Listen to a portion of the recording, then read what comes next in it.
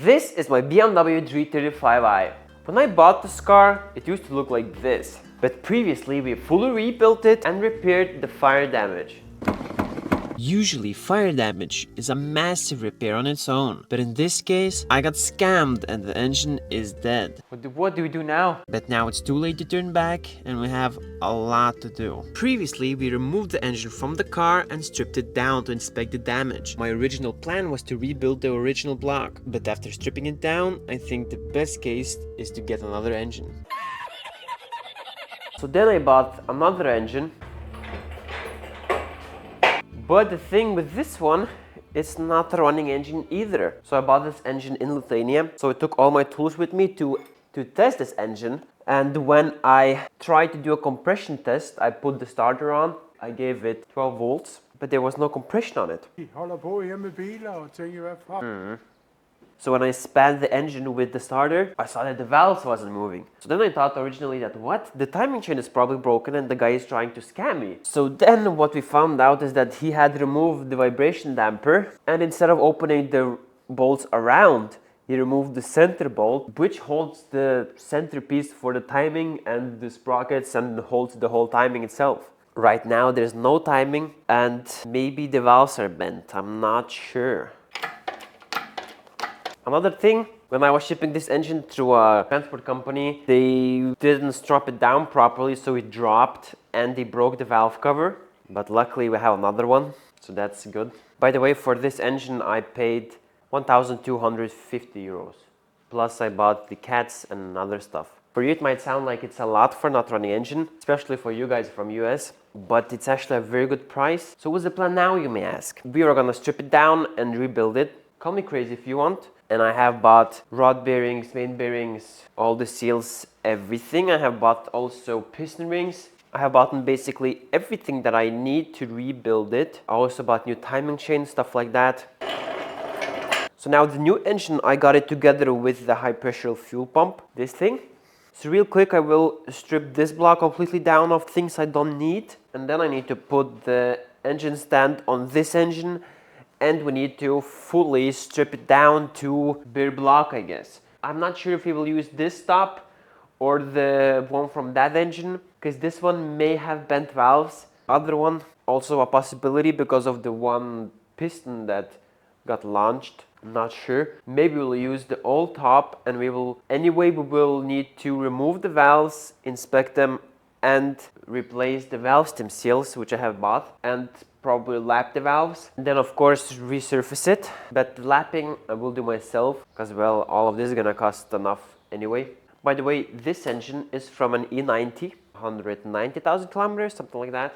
But I did inspect the oil filter. There was not a single sign of metal or anything in the oil filter, so that's completely perfect.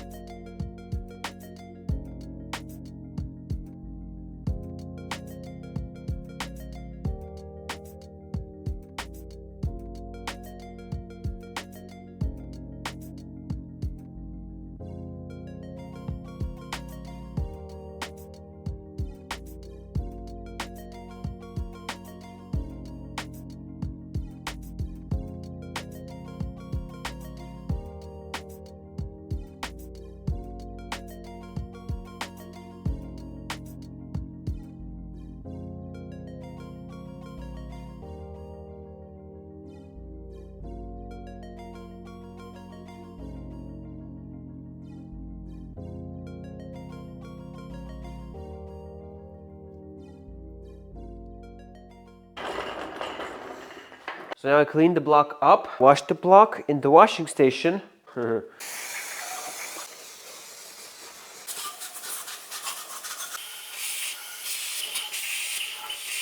All I do is win. So now one thing that I really not like about this block, there is like some kind of like rust mark.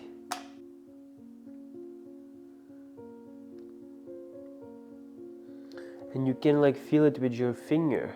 So I've spoken to a machine guy, and next week I will deliver this block to him, and I hope that we can somehow hone it out, make it usable. Because if not, then I will be pissed, very pissed.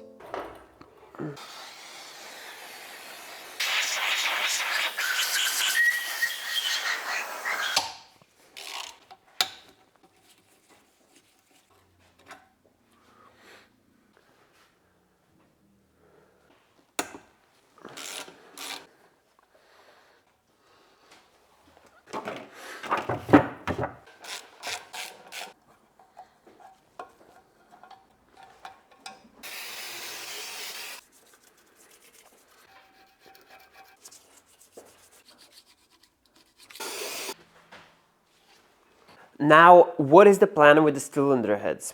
This is the original cylinder head from the blown up engine, and this is the new one. When they used the engine last timing, I tried to check the compression and I put the starter on and gave it 12 volts. So the engine span over many times while the valves were fully open. So probably some of these valves are maybe slightly bent, and I'm not sure the state of them. Now, at the same time, the old engine threw a rod. That also could have damaged the valves if the piston got launched up. But I don't think so, because it got wedged on the right side and the piston wasn't completely up. Because I guess if it was, the crankshaft wouldn't have gotten locked up. Either way, I do have new valve stem seals for all the valves. I think in this case it's better to go for the old head, because that tells me that we have to check very carefully at least 4 sets of valves if they're not bent on the 4th cylinder, because the rest of the timing was good. So we'll go for the old head and we will remove all the valves and lap them and clean the head up. So that's what I will start with now. You can see here the head is very dirty. So when we will remove the valve springs and everything, we will clean all this up. Now I have this generic valve remover. The tool that I had was a bit too big for these springs, but I just put it in the vise and I just press it together. And that should be good. Just like that. And now I just use a magnet and take the little retainers out. And now you release the tool like this. And the valve, we can push it out. There you go. And it's out. There are a lot of carbon buildup, but I guess they look alright. What can I say? So this is the exhaust valve. Now one more. Like this. Also you can use a magnetic screwdriver. That's gonna be even easier.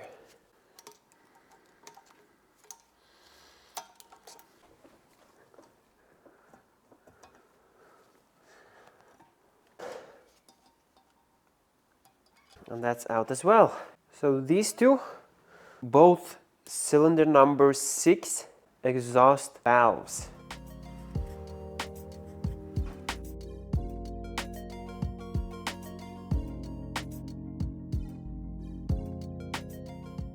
So now all of the valves are out.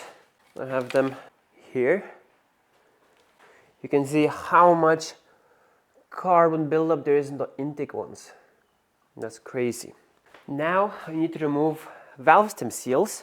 I picked up some kind of special pliers. Not sure if they will work. Nope, not here. Okay. Now 2 of them are out.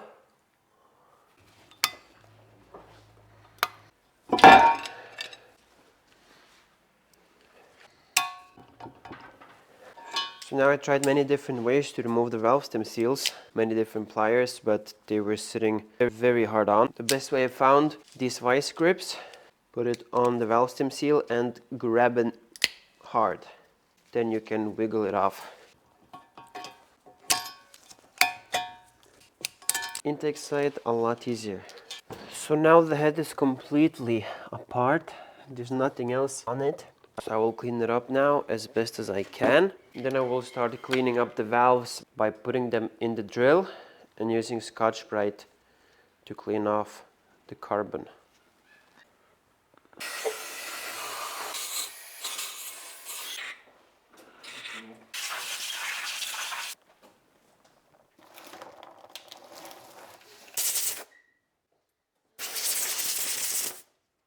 Now I'll put a piece of tape on the end of the valves so it doesn't damage the stem when I'm gonna put it in the drill. Then I'm gonna use the Scotch-Brite and clean them up. Why? I'm not talking to you, I'm talking to the camera. Sure.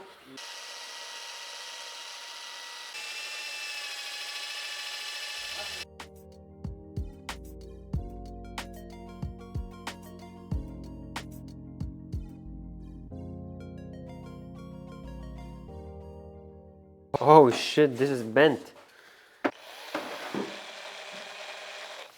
I used a set of valves from the other head to replace the slightly bent ones.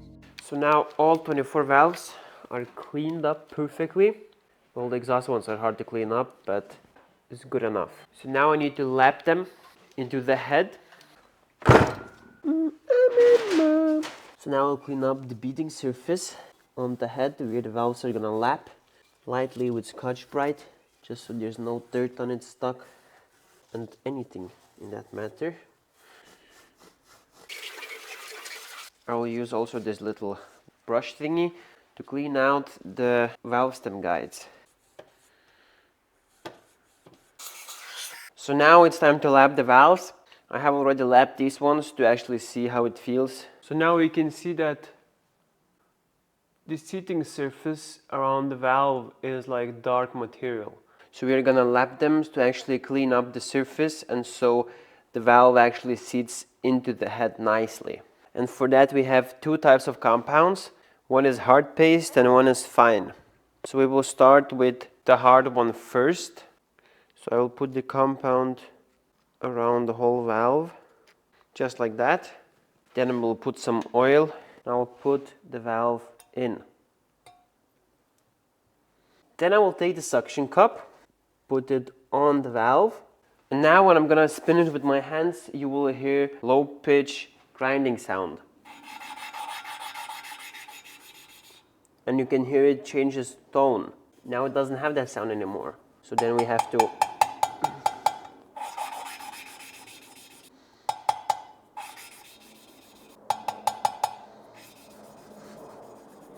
and now even if you move it around, it doesn't have that sound anymore. Yeah, so now it's good. Then we clean up compound from the head. So you have to be very careful to not get the compound into the valve guide. So now already after one round, you can see that the valve is already a lot cleaner. But now we will put on fine grit paste and we will do the same thing.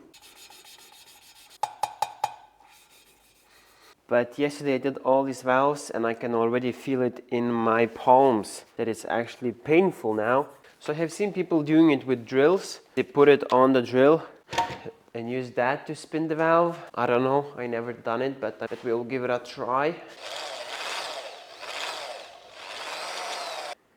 So that's it. And the valve seat itself is also pretty damn clean. So now I need to basically repeat the same thing for all the other valves.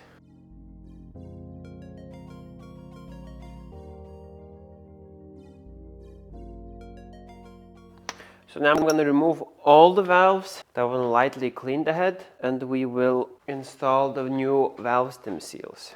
So here are the valve stem seals. Now I will add a bit of oil. Also on the valve guide. Make sure to not mix up the valve stem seals because they're different for exhaust and intake side. Then I found that a 16 socket fits nicely over the valve stem seal.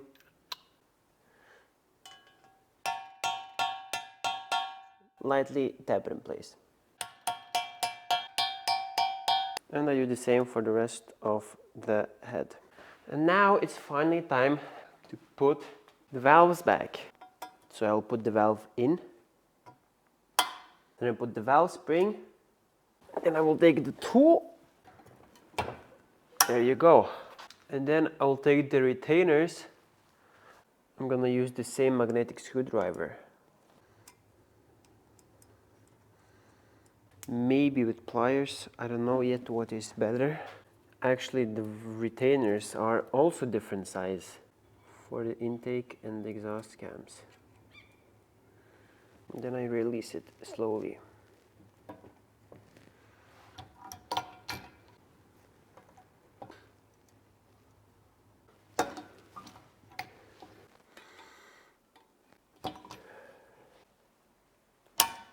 Yes. Now the last two intake valves. The exhaust valves are thicker and the retainers are bigger, so you can't really use it this way.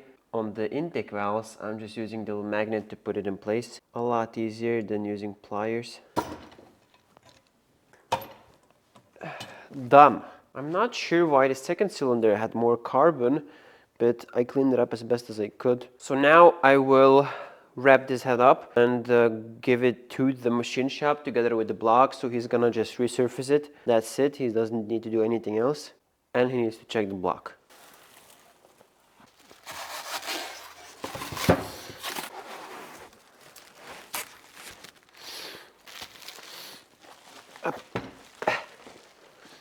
Now the block on the head is delivered to the machine guy, and as we wait for that to get finished, we can make the pistons ready. We can clean them up, remove the piston rings, just so it's ready to rebuild when the block is done together with the head. You can see they're not bad, they look pretty damn good. So first thing, remove the old piston rings.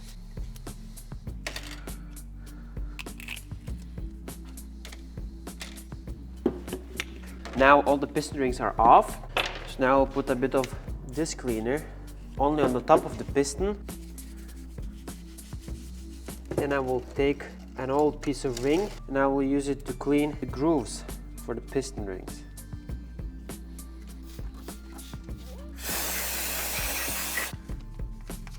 I think it's the best if I just gonna rinse it with water.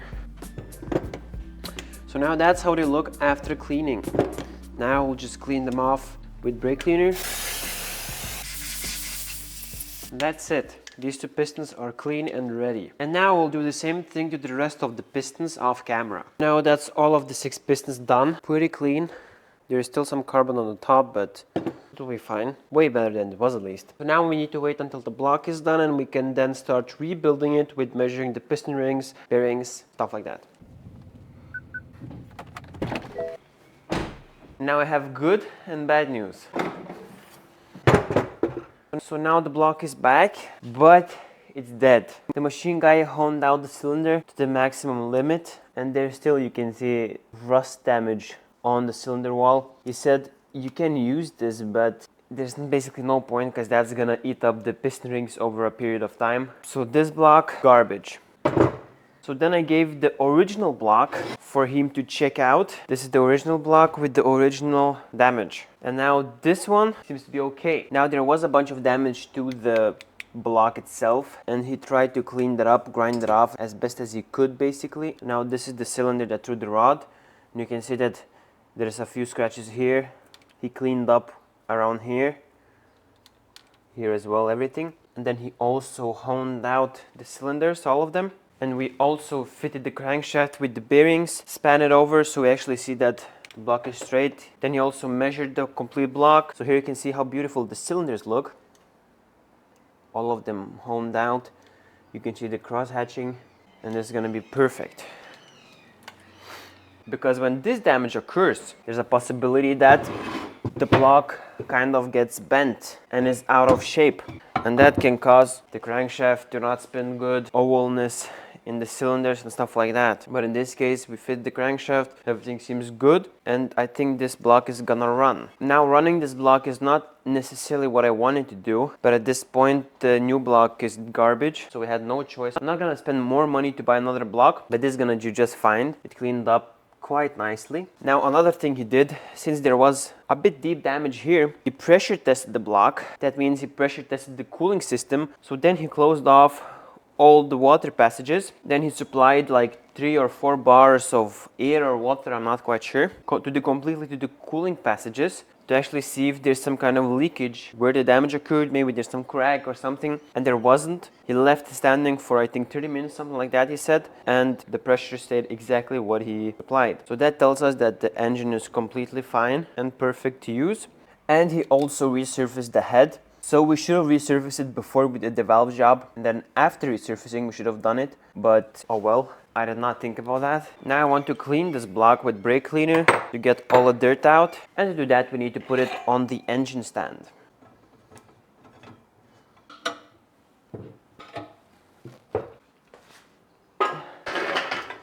Now this block is not completely garbage. You can still use it, but you need to bore out the cylinders and use a bigger piston. So that is a possibility if you ever need to use this block. But I'm not spending money on new pistons when I have still good old pistons. When I took this engine apart, I couldn't loosen the auxiliary belt tensioner. That was just completely seized, so I cut it off because I was thinking I wasn't gonna use this engine, but oh well, now we are. So I need to somehow get this out. I'm guessing we need to weld a nut on it. What? Never mind. It's loose, somehow. That's good. And let's get off this.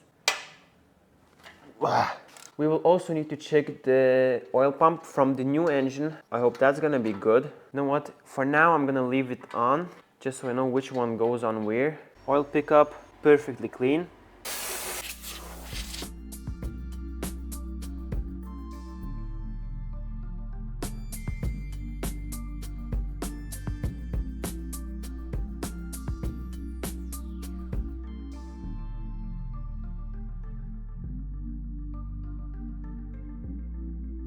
So we can see that the oil pump has some visual scratches, but there's absolutely nothing that you can feel with your finger, so this oil pump is completely fine to reuse.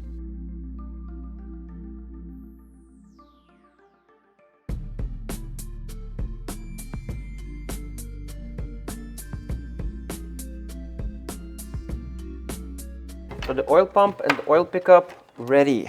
I just wanted to make sure there's no critical damage to it. The scratches were mostly visual scratches that you basically can't feel with your finger. Now I just want to give the block and the bed plate good final clean with some brake cleaner. Also I will use a brush and brush out bolt holes, both for the bed plate and the head bolts. So I will use this long extension to push brake cleaner down there and stuff like that.